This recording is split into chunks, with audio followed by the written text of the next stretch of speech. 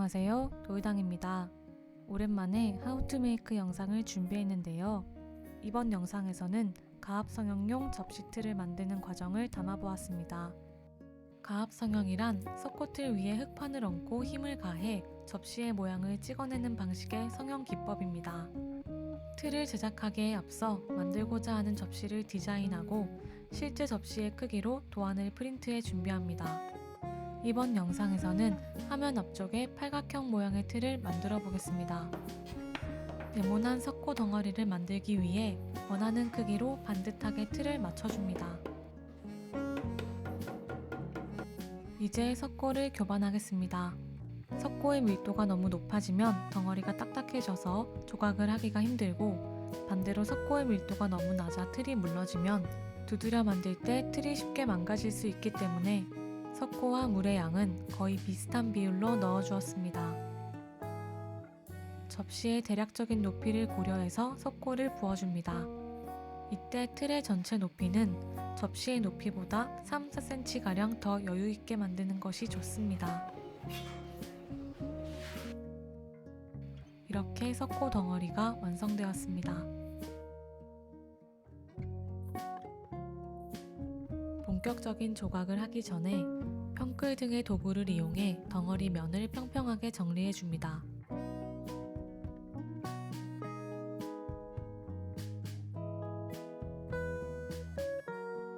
면 정리가 끝났다면 미리 준비해둔 접시의 도안을 석고의 윗면에 올려두고 스케치를 시작합니다. 선을 그을 때는 자를 이용해 최대한 반듯하게 그려주시는 게 좋고, 뾰족한 심을 이용해 긁어내어 자국을 낸다는 느낌으로 여러 번 그어줍니다.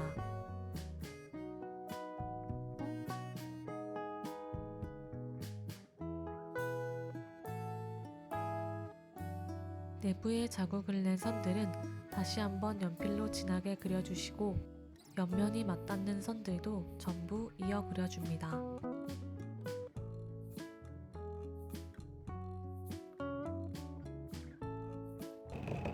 이제 본격적으로 틀의 덩어리를 덜어내고 면을 조각해 보겠습니다.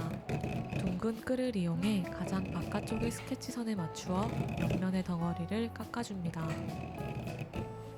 윗면과 아랫면이 수직이 되도록 깎아주시면 되는데, 다음 과정을 위해서 스케치선까지 너무 타이트하게 깎는 것보다는 약간의 여유를 두고 깎아주시는 것이 좋습니다. 특히 도구의 사용이 익숙치 않은 분들은 다치지 않게 조심히 사용해 주시고, 칼이 스케치선을 파고 들어가지 않도록 더욱 유의해 주세요. 이렇게 보시는 것과 같이 지금 과정에서는 대략적인 선에 맞추어 큰 덩어리를 덜어낸다는 느낌으로 정리해 주었습니다. 다음은 사포로 면을 다듬어 주겠습니다.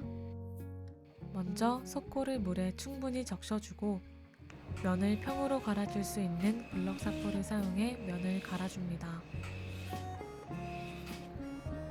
물을 먹은 석고는 힘을 주면 생각보다 잘 갈리기 때문에 블럭 사포를 사용하면 훨씬 빠르고 쉽게 칼자국을 없애면서 면을 평평하게 정리할 수 있습니다. 하지만 석고가 잘 갈리는 만큼 주의 깊게 신경 쓰지 않으면 한순간에 면이 닳아 없어질 수 있기 때문에 스케치선을 넘어가진 않았는지 계속해서 확인하시고, 옆면과 옆면이 닿는 각을 최대한 직선으로 맞추어 사포질을 하는 것이 좋습니다. 옆면은 이렇게 마무리하겠습니다. 다음은 접시의 높이가 될 부분의 간격을 설정하고 기울기면을 만들어주는 작업을 해보겠습니다. 원하시는 접시의 내부 높이와 기울기에 따라 석고의 윗면에서부터 간격을 설정해 주시고, 정하신 넓이만큼 옆면 전체에 일정한 간격의 직선을 그어주시면 됩니다. 영상처럼 손끝을 석고 윗면에 지지해서 그리는 게 어려우시다면 자를 이용해 그려주셔도 좋습니다. 사실 이 과정에서 얼만큼의 간격을 어떻게 설정해야 할지, 선의 간격에 따라 결과물에 어떤 차이가 생기는지 예측하기가 어려우실 수도 있는데요. 틀 위에 표시한 빨간색 선을 보시면 짧은 선이 접시의 바닥면이 되고, 긴 선이 접시의 윗부분, 즉 전이 됩니다. 따라서 짧은 선과 긴 선이 이어지는 면은 접시 내부의 기울기가 되고, 옆면에 표시한 간격의 넓이는 접시의 높이를 결정하기 때문에 왼쪽 사진처럼 윗면에서부터 내려오는 선의 간격이 짧다면 내부의 기울기가 완만한 형태의 낮은 접시가 되고, 오른쪽 사진처럼 윗면에서부터 내려오는 선의 간격이 멀다면 기울기가 가파르고 높이가 있는 접시가 된다고 생각하시면 됩니다. 이제 접시의 안쪽이 될 기울기면을 깎아보겠습니다. 역시나 둥근 끌을 이용해 틀 옆면에 그려둔 선과 윗면에 그려둔 선이 이어지는 면적을 사선으로 깎아주시면 됩니다.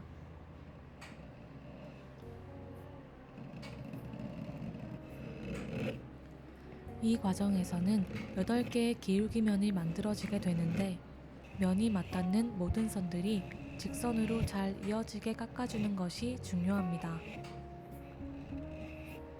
둥근 끌로 인한 칼자국은 전목도로 다듬어 면을 정리해 주시고, 이때도 역시 스케치 선을 파고들지 않게 주의해서 작업해 주세요. 끌 작업이 끝나면 옆면을 다듬었을 때와 같은 방법으로 블럭사포를 이용해 면과 각을 정교하게 다듬어 줍니다.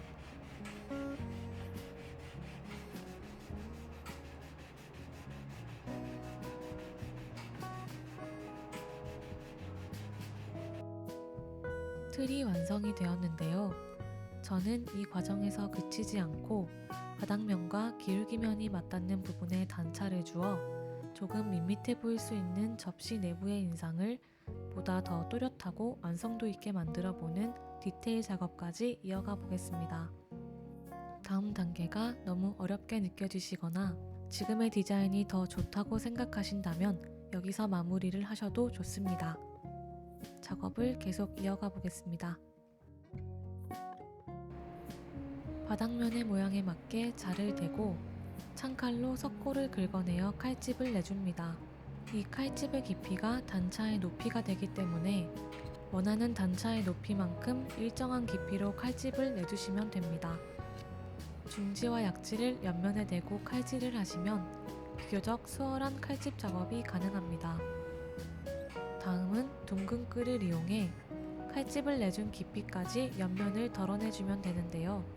이 과정에서는 끌이 너무 앞으로 나아가면서 면을 파먹지 않도록 힘을 조절해주는 것이 중요합니다. 칼집의 깊이만큼 어느 정도 석고가 저절로 덜어지기 때문에 힘을 주기보다는 요령껏 도구를 통제하시면서 작업을 하는 것이 좋습니다. 아주 작은 면적을 만드는 과정이기 때문에 보다 섬세하게 도구를 사용하는 것이 좋습니다.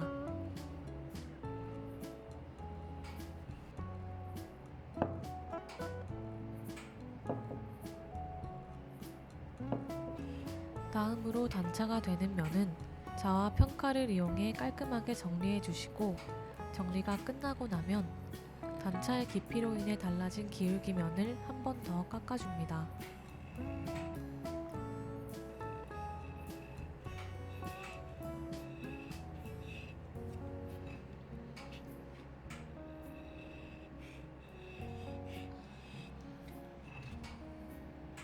어느 정도 내부 기울기면이 정리가 되었다면 다음으로는 단차의 옆면 기울기를 만들어 주어야 합니다. 이 과정에서 아주 중요한 부분이 있는데 바로 단차면의 기울기 각도입니다. 보이는 그림에서 파란색으로 표시된 부분인데요. 이 단차의 기울기가 이렇게 역사다리꼴 모양으로 만들어지면 안 됩니다. 이유는 흙을 석고틀과 분리해낼 때 틀과 흙 사이에 끼임각이 발생해서 흙을 틀에서 분리해내기가 어렵기 때문입니다. 따라서 단차의 기울기 각은 반드시 완벽한 수직면이나 사다리꼴 모양의 기울기를 가지고 있어야 합니다. 하지만 사람의 손으로 만들어내는 작업인 만큼 완벽한 수직면을 만들기가 어렵고, 완벽한 수직면이라 해도 흙을 떼어낼 때 흙이 수축하면서 단차면에 끼일 수가 있으니 윗변이 살짝 짧은 사다리꼴 모양의 기울기면을 만들어 주시는 게 가장 효율적인 방법입니다. 이 과정까지 끝낸 후에 여러 방면으로 면과 각을 관찰하면서 매끈하게 표면을 정리해 주시면 틀이 완성됩니다. 저는 같은 방법으로 4가지 디자인의 접시 틀을 만들어서 봉기물 작업을 해보았는데요. 알려드린 작업 방식의 패턴을 잘 이용하시면 정말 다양한 모양의 접시 틀을 만들어낼 수 있기 때문에 많은 분들이 재밌게 활용해서 작업해 보시면 좋겠습니다. 감사합니다.